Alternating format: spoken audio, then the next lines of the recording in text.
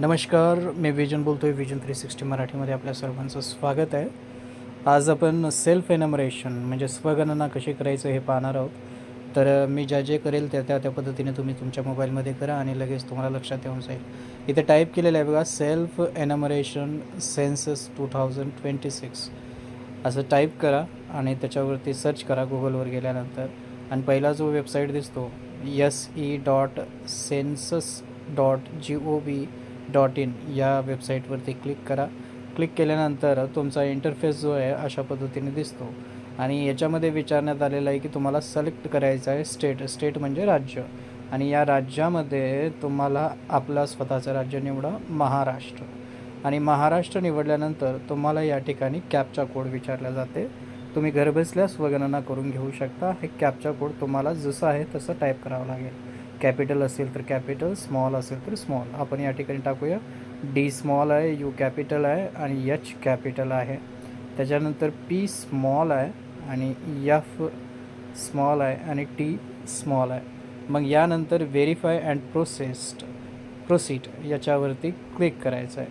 आता क्लिक केल्यानंतर वेलकम, स्वागत है जनगणना 2027 के मकान सूचीकरण कार्यचरण में स्वगणना पोर्टल में आपका स्वागत आहे असं येते.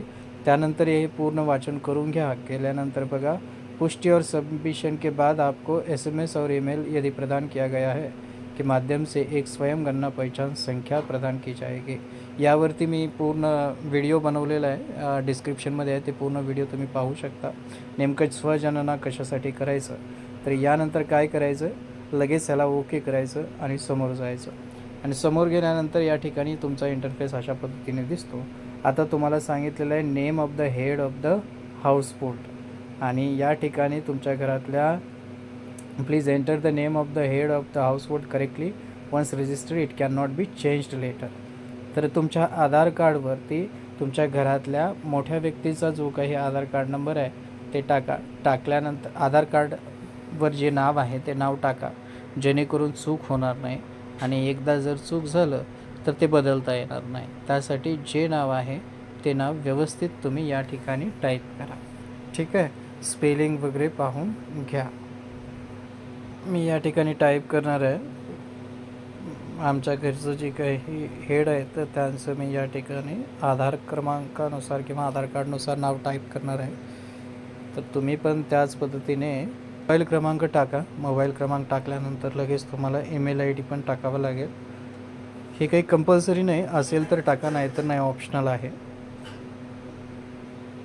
यानंतर OTP येईल तुम्हाला आणि OTP आल्यानंतर तुम्हाला ओके बटनावरती क्लिक करा. OTP आल्यानंतर OTP टाका 822599 822599. ठीक आहे, व्हेरीफाय होईल ना. Please select a language. हां, या ठिकाणी भाषा सिलेक्शन करायचं आहे तुम्हाला, कोणत्या भाषेमध्ये तुमचं फॉर्म भरायचं आहे. मी या ठिकाणी मराठी सिलेक्शन करून टाकतो OTPसाठी आणि व्हेरीफाय OTP करतो. व्हेरीफाय झाल्यानंतर बघा, वारंवार विचारले जाणारे प्रश्न असा एक इंटरफेस दिसतो. आणि त्यानंतर तिथं जायचं आहे, आपला जिल्हा निवडायचा आहे. जिल्हा आपला कोणता आहे ते निवडा. माझा जो आहे मी ते निवडलेला आहे. त्यानंतर पिनकोड टाका तुमचा, जो काही 6 अंकी पिनकोड असतो ते टाका. तुमचं गाव सांगा आणि लोकेशन घेतं, बरोबर आहे. ठीक आहे,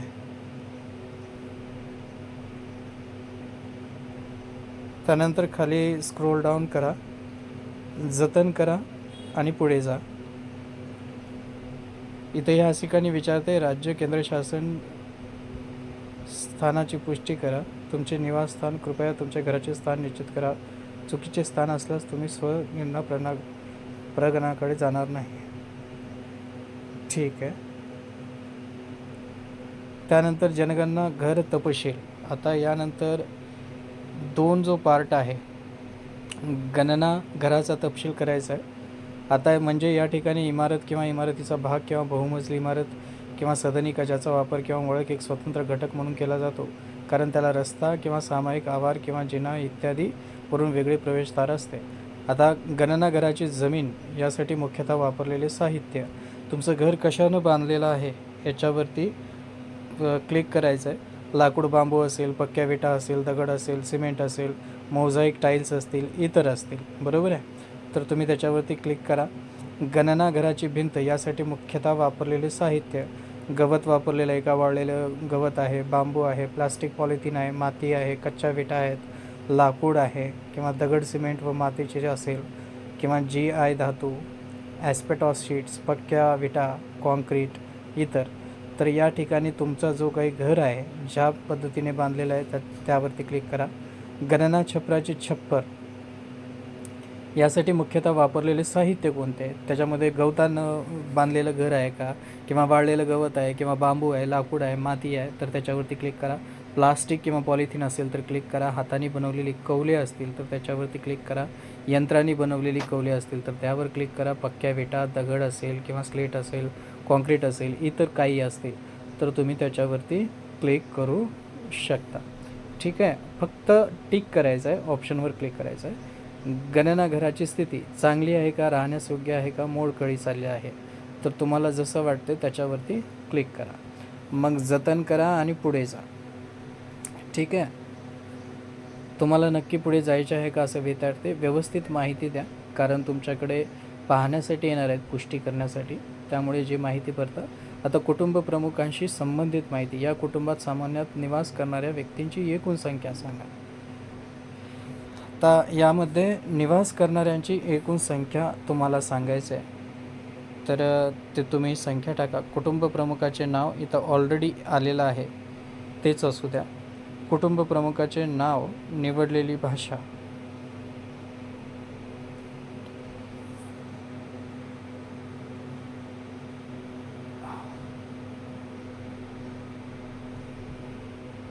या ठिकाणी मराठीमध्ये आपण निवडलेली भाषा आहे, तर मराठीमध्ये नाव टाईप करा.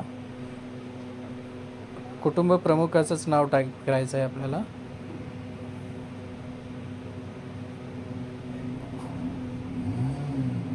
ठीक आहे, यानंतर पूर्ण झाले ह्याच्यावरती क्लिक केल्यानंतर त्या ठिकाणी येईल कुटुंब प्रमुखाचे लिंग, या ठिकाणी क्लिक करायचं आहे. जर अनुसूचित जाती किंवा अनुसूचित जमाती, ज्याला SC ST म्हणतो, जर असतील तर त्यावरती क्लिक करायचं आहे. जर अनुसूचित जाती असतील तर त्यावर क्लिक करा, अनुसूचित जमाती असतील तर क्लिक करा, नाहीतर इतर असेल तर इतरवर क्लिक करा. या घराच्या मालकी हक्काची स्थिती कसं आहे, स्वतःचे घर, भाड्याचे परंतु इतरत्र स्वतःचे घर असलेलं, भाड्याचे आणि कुठेही स्वतःचे घर नसलेलं, तर तुम्ही या ठिकाणी क्लिक करू शकता. त्यानंतर निवास योग्य खोल्याची संख्या.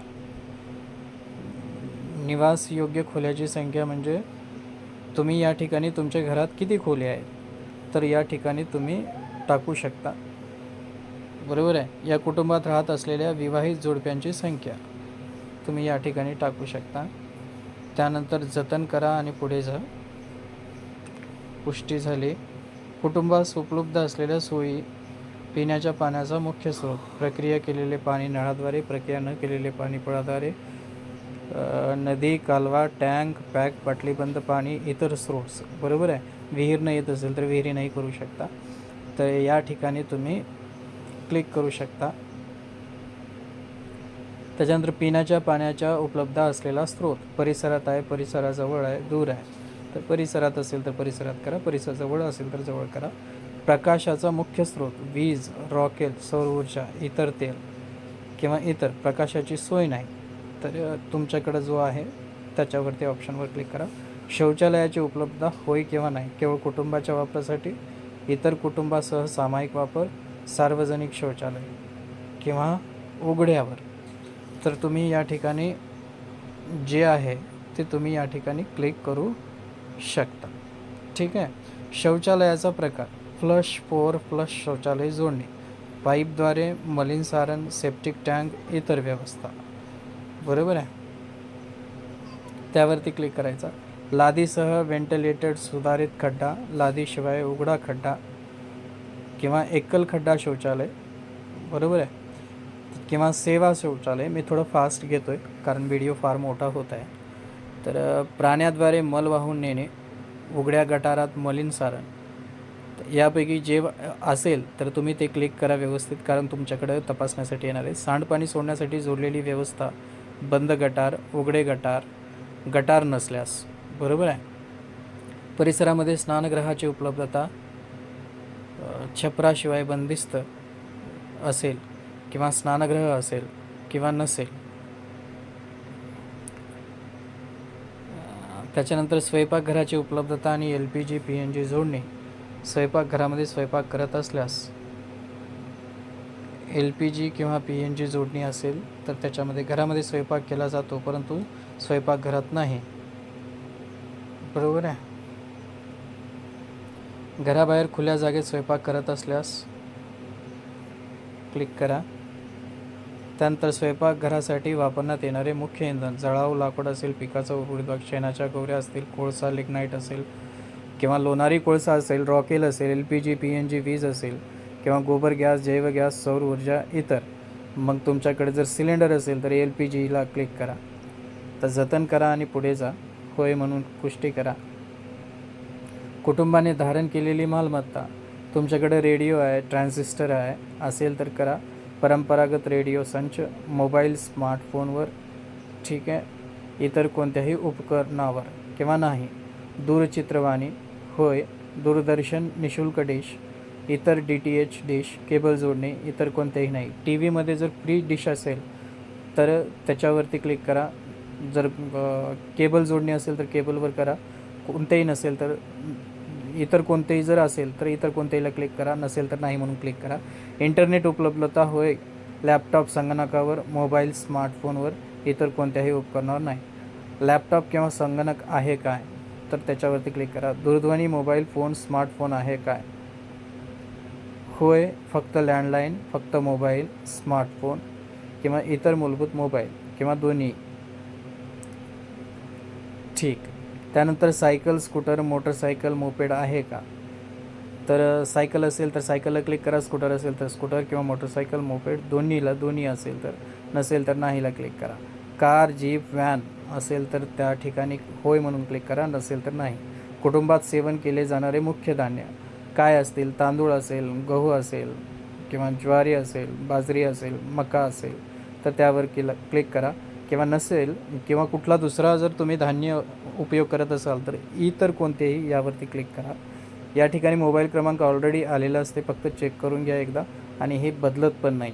ठीक आहे. आता हे तुम्ही क्लिक करा. त्याच्यानंतर तुम्हाला पुढं जायचं आहे. जतन करा आणि पुढे जा. तुम्हाला नक्की पुढे जायचे आहे का असा प्रश्न विचारते आणि पुष्टी करा म्हणते. होयला क्लिक करा. व्यवस्थित माहिती भरलेलं असेल. आता पूर्वावलोकन. कुटुंब नोंदणी तपशील. स्थान व माहिती. राज्य महाराष्ट्र, जिल्हा नांदेड, आपके निवास का स्थान, जनगणना घर तपशील. गणना घराची जमीन यासाठी मुख्यतः वापरलेले साहित्य माती. गणना घराची भिंत यासाठी मुख्यतः वापरलेले साहित्य माती, कच्चा विटा. गणना घराची छप्पर यासाठी मुख्यतः वापरलेले साहित्य हाताने बनवलेली कौले. गणना घराची स्थिती मोडकळीस आलेली आहे. कुटुंब प्रमुखाशी संबंधित माहिती. या कुटुंबात सामान्यतः निवास करणाऱ्या व्यक्तींची एकूण संख्या 3. कुटुंब प्रमुखाचे नाव या ठिकाणी वाचून घ्या. व्यवस्थित सगळं पहा. कुटुंबास उपलब्ध असलेल्या सोयी पहा. बरोबर आहे. यानंतर प्रकाशाचा आहे. याच्यामध्ये सर्व प्रश्न जे काही आपण क्लिक केलेले आहेत ते सर्व प्रश्न आहेत. आणि स्मार्टफोन आहे का हे सगळं झाल्यानंतर आता काय करायचं. पुष्टी करा आणि सादर करा यावरती क्लिक करायचं आहे. बरोबर आहे. अंतिम सबमिशननंतर सबमिट केलेल्या बघा डेटामध्ये कोणताही बदल शक्य होणार नाही. तुम्हाला पुढे जायचे आहे का. असेल तर होय म्हणा. नसेल तर नाही म्हणा. ठीक आहे. आता तुम्हाला इथे एक नंबर आलेला आहे तुमचा स्वगणना ID. तर यावरती काय करायचं आहे. एक मेसेज पण आलेला आहे आणि तो मेसेज व्यवस्थित आपल्या ठिकाणी ठेवून घ्यायचा आहे. आणि ज्या दिवशी तुमच्याकडे तपासण्यासाठी शासनाने निवडलेल्या ज्या काही व्यक्ती येते त्यांना हे फक्त नंबर दाखवायचा आहे. ह्याचं मी स्क्रीनशॉट काढतो आहे आणि स्क्रीनशॉट माझ्याजवळ ठेवतो आहे. बघा तुमचा HLO पूर्ण करण्यासाठी तुम्हाला ही स्वगणना ID प्रगणकासोबत शेअर करण्याची विनंती आहे. जर तसे झाले नाही तर प्रगणकाकडून नवीन गणनेची आवश्यकता असू शकते. मग या ठिकाणी हा SEID तुमच्या मोबाईल आणि ईमेलवर जर दिला असेल तर पाठवण्यात आला आहे. बघा तुम्ही ईमेल दिला तर ईमेलला येते आणि मोबाईल नंबर दिला तर मोबाईल नंबर देते. तर अशा पद्धतीनं पहिला सेल्फ एनमरेशन तुम्ही करून घेऊ शकता. सो होप सर्व तुम्हाला स्टेप समजले असतील. हे फार महत्त्वाचं आहे, कारण देशासाठी, महाराष्ट्रासाठी, महाराष्ट्राच्या उन्नतीसाठी मी सर्वांना विनंती करतो, कृपया आपण सर्वांनी या ठिकाणी सेल्फ एनमरेशन करून घ्यायचं. सेल्फ एनमरेशन म्हणजेच स्वगणना करून घ्यायचं. तुम्हाला शुभेच्छा.